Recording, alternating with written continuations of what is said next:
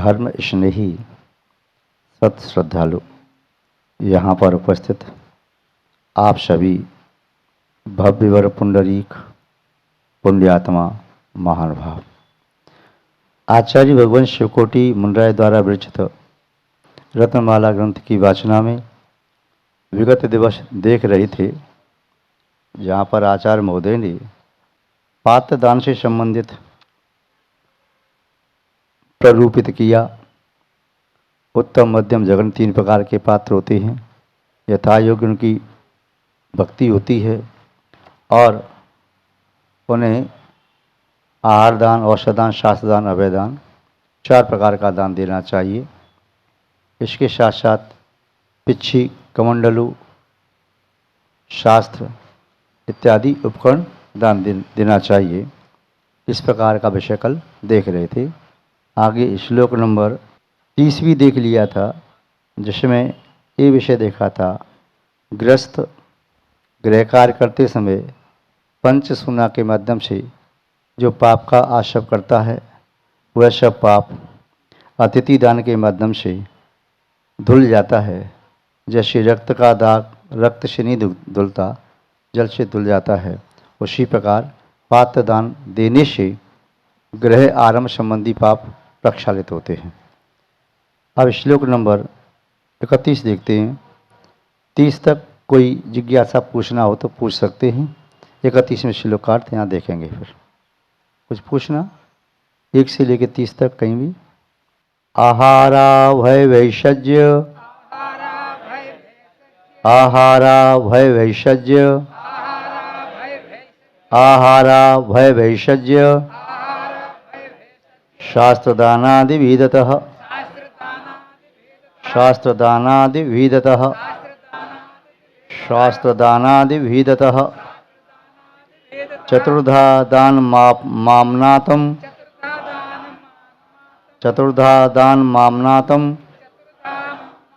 चतुर्धा दान मामनातम, जिन देवीन योगिना, जिन देवीन योगिना, जिन देवीन योगिना। यहाँ पर आचार्य महोदय कह रहे हैं कि जैसा जिन देवी ने कहा है वही मैं कह रहा हूँ।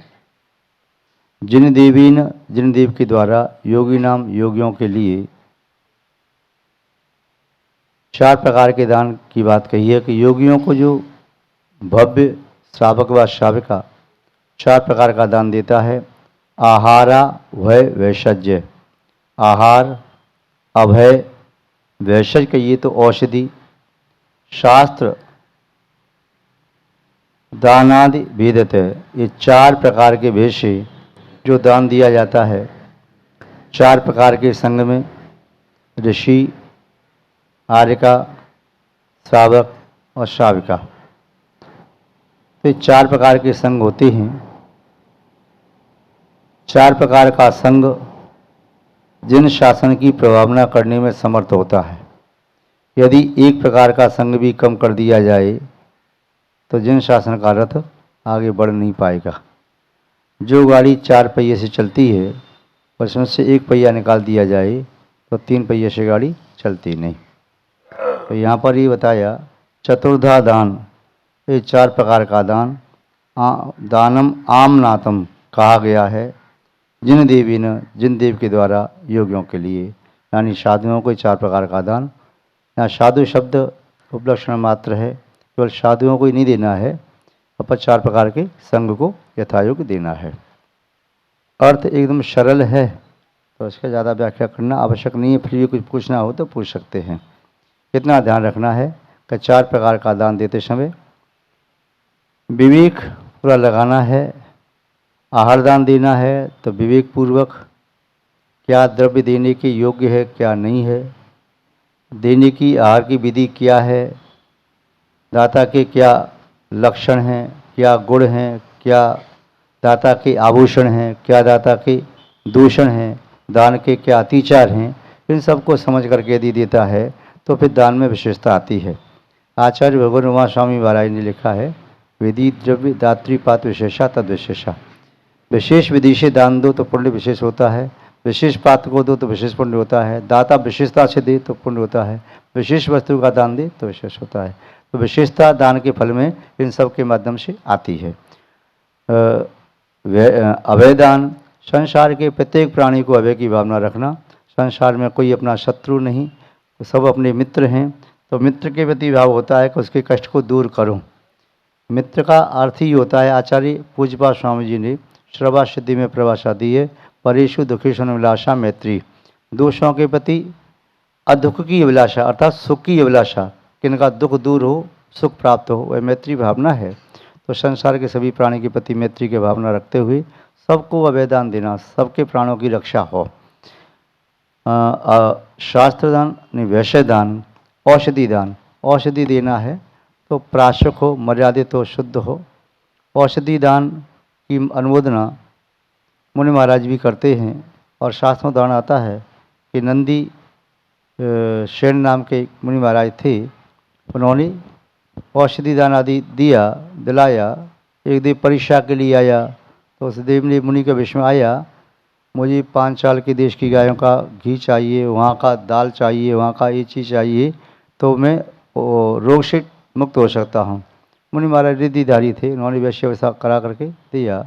वह मुनि महाराज समाधि को प्राप्त करके आगे वसुदेव हुए। तो औषधदान का फल अचिंत होता है। औषधदान देने से जब तक मोक्ष की प्राप्ति न हो तब तक निरोग अवस्था की प्राप्ति होती है और कामदेव जैसा सुंदर शरीर प्राप्त होता है। तो औषधदान भी जैन शास्त्रों में लिखा है। औषध उद्दिष्ट भी होती है, किंतु साधु के माध्यम से नहीं। श्रावक तो उद्दिष्ट करके बनाता है, भोजन भी बना ले, पर साधु की इसमें कृतकार्य अनुमोदना नहीं है तो उद्दिष्ट का दोष नहीं लगेगा। कई बार आप कहेंगे महाराज जी हम तो साधु के लिए चौका लगा रहे हैं, आप यदि ऐसा कह के लगाओगे तो फिर साधु नहीं जाएंगे। और साधु की अनुमोदना नहीं है, वो नहीं कह के मेरे लिए चौका लगाओ, और आपने लगाया, अच्छा किया, आपने अपने कर्तव्य का पालन किया, करना चाहिए, इतना तो हम आशीर्वाद देंगे, उपदेश देंगे, किंतु अपने मुख से नहीं कहेंगे। तो यदि आपने साधु के उद्देश्य करके चाहे औषधि बनाई चाहे आहार बनाया तो साधु का दोष नहीं है, वह श्रावक के आश्रित है। और श्रावक तो औषधि तो उसी के लिए बनाएगा ना, जो रोगी है उसी को औषधि दी जाएगी, तो वह श्रावक बनाता है, पर साधु उससे अपेक्षा नहीं रखता कि मेरे लिए औषधि बनाओ, मेरे लिए ऐसा दो, वो अपेक्षा नहीं रखता। किंतु औषधि भी शुद्ध होना चाहिए, प्राशक होना चाहिए, मर्यादित होना चाहिए। शास्त्रदान, जिस शास्त्र की उन्हें आवश्यकता है, मुनि महाराज प्रथमानुग का पढ़ना चाहते हैं तो प्रथमानुग का शास्त्र, कर्णानुग तो कर्णानुग, चरणानुग तो चरणानुग, द्रव्यानुग। और आज तो हम इस आधुनिक युग में जी रहे हैं, इसमें इतने साधन हैं का शास्त्र उपलब्ध, कोई भी शास्त्र कहीं से हो सकता है। पहले तो ताड़पत्रों पर लिखे जाते थे या हाथ से लिखे जाते थे, तो शास्त्र लिखने में वर्षों वर्ष लग जाते थे, प्रिंटिंग आदि नहीं होती थी और शास्त्र बड़े दुर्लभ थे। अब तो कोई भी शास्त्र, इतनी सुविधा कि अब पहले लाइब्रेरियों में रहते थे, अब तो नेट पर प्राय करके सब शास्त्र हैं, तो आप वहाँ से निकाल करके और उसकी कॉपी निकाल सकते हैं, शास्त्र को भी भेंट कर सकते हैं। निवेदन करके पूछ लिया महाराज जी आपका क्या अध्ययन चल रहा है, कौन सा शास्त्र चाहिए, तो महाराज जी मैं अपने ज्ञान को बढ़ाना चाहता हूँ, ज्ञानावणी कर्म का सेवन हो बढ़े, इस भावना से मैं आपको शास्त्र भेंट करना चाहता हूँ, ज्ञान दान देना चाहता हूँ। तो ऐसे शास्त्र देना चाहिए, उससे दोनों के ज्ञान का संवर्धन होता है। जिस पात्र को दिया उनके ज्ञान का भी और जिसने दिया है उनका भी, और जो अनुमोदना करते हैं उनका भी, क्यों भावना विशुद्ध होती हैं। विशुद्ध परिणामों से पुण्य का आश्रव होता है, पाप का नहीं होता। और पुण्य का आश्रव शुभ निमित्तों के माध्यम से शिवसम को बढ़ाने में निमित्त कारण बन जाता है। इस प्रकार इसका अर्थ हुआ।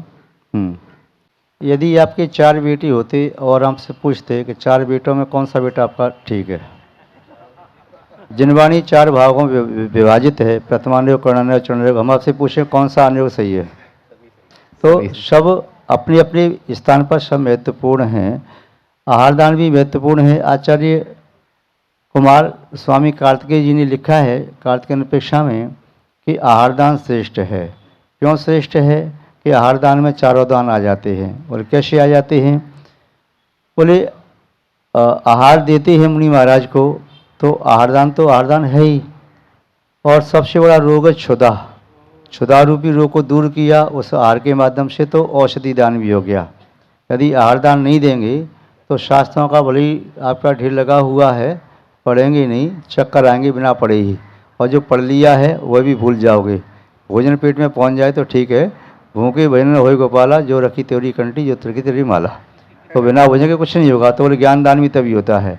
और आहार दान से ही अपने प्राण शरीर में ठहर पाते हैं, न मिले तो ये प्राण कूच कर जाएंगे, तो ये अभय दान भी हो गया।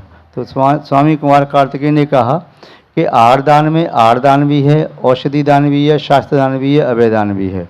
दूसरी अपेक्षा से ज्ञानावतम भोजनम, ज्ञान का आपने दान दिया तो ज्ञान के माध्यम से विवेक बुद्धि सही रहेगी, क्या हितकारी है, क्या हितकारी है, कैसे मैं हित करूँ, कैसे हित करूँ।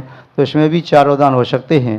ज्ञान प्राप्त होगा तो अपनी प्रकृति को देकर के आहार लेंगे तो औषधि लेने की आवश्यकता नहीं पड़ेगी। ज्ञान होगा तो ज्ञान के माध्यम से तपस्या शक्ति अनुसार की जा सकती है, ज्ञान के माध्यम से संयम की साधना की जा सकती है, ज्ञान के माध्यम से अभेदान दिया जा सकता है। तो ज्ञान दान भी अपने आप में अपने स्थान पर महत्वपूर्ण है। औषधि दान, जब औषधि की आवश्यकता है वह नहीं दिया तो समाधि हो जाएगी, तो उसमें औषधि की आवश्यकता है तो यह अत्यंत महत्वपूर्ण है।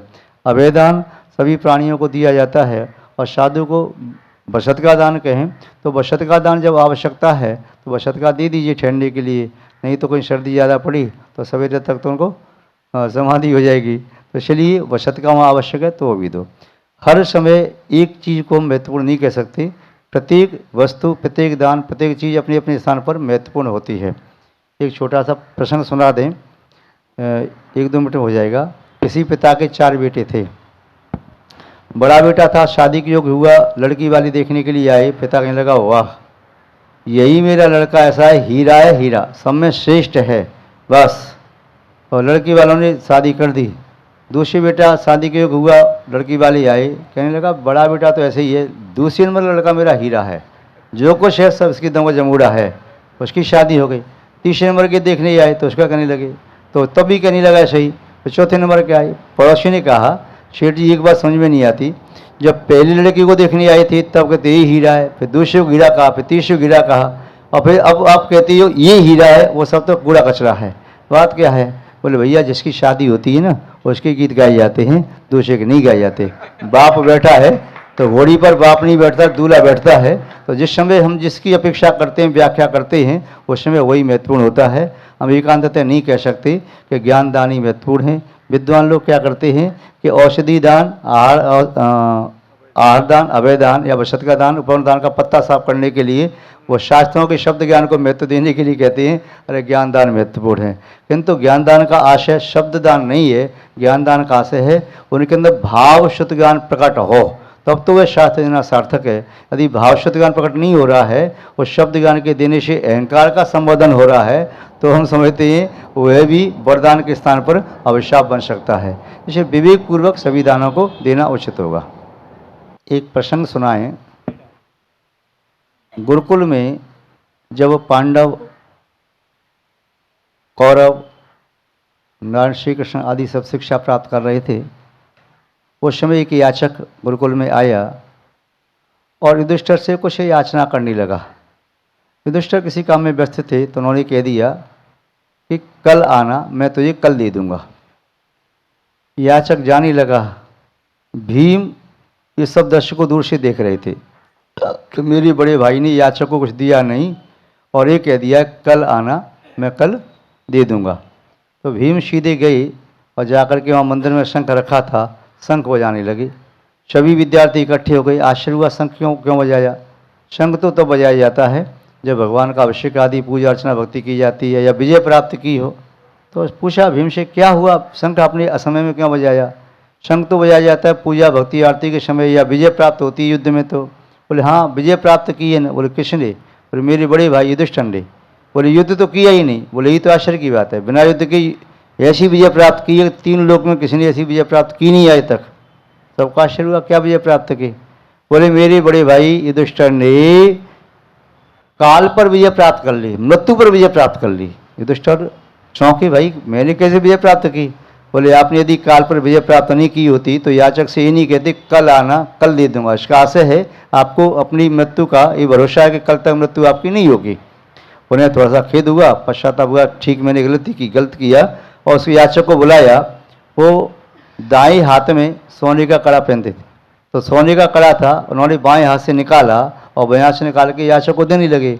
भीम पुनः ताली बजाने लगे, बोले क्या हो गया, अब क्या हो गया? बोले जब बड़े बड़े लोग गलती करते हैं ना तो फिर आनंद आता है, छोटा मजा लेने का मौका मिल जाता है। क्या हुआ? बोले आप तो जानते हैं दान जब भी दिया जाता है दाएं हाथ को मुख्य करके और बाएं हाथ लगा के दोनों हाथों से दिया जाता है। आप अकेले बाएं हाथ से दान दे रही हैं तो ये तो पुण्य को क्षीण करने का कारण है। युधिष्ठिर ने कहा ये भी मैंने गलती की, यद्यपि मेरे मन में भाव ये आया कि समय का भरोसा नहीं, मैं बाएं हाथ से कड़ा दाएं हाथ में लूँ तब तक मेरा जीवन रही न रहे, मेरा विचार ऐसा रही न रहे, विचार बदल गया तो इसलिए मैं दे रहा था। तो कहने का आशय ये है भैया की शंका का समाधान कि दान जब भी देना चाहिए दाएं हाथ को मुख्य करके और बाएं हाथ को लगा के दोनों हाथों से देना चाहिए। एक हाथ से दान देते हैं तो वह पुण्य क्षीण करने वाला होता है, एक हाथ से भगवान को नमस्तु करें, नमस्तु भगवान जी, तो ये पुण्य क्षीण करने वाला। जय जिंद भी आप करते हैं तो दोनों हाथ जोड़ के करते हैं, तो अभिवादन एक हाथ से नहीं करते, दान एक हाथ से नहीं करते, भगवान की श्री जी की अम्बेदी की परिक्रमा एक नहीं लगाते, कम से कम 3 लगाते हैं। तो इस प्रकार इन सब बातों को ध्यान रखना चाहिए। आगे प्रसून बीजानी नामान्य स्वयं सचित वृत्तो दया मूर्ति ही। 5वीं प्रतिमा के लक्षण में बताया है मूल फल शाक शाखा करीर कंद प्रसून बीजानी, ये पदार्थ हैं, ये सचित हैं तो 5वीं प्रतिमा वाला नहीं ले सकता, यदि अचित करके लिया जा सकता है।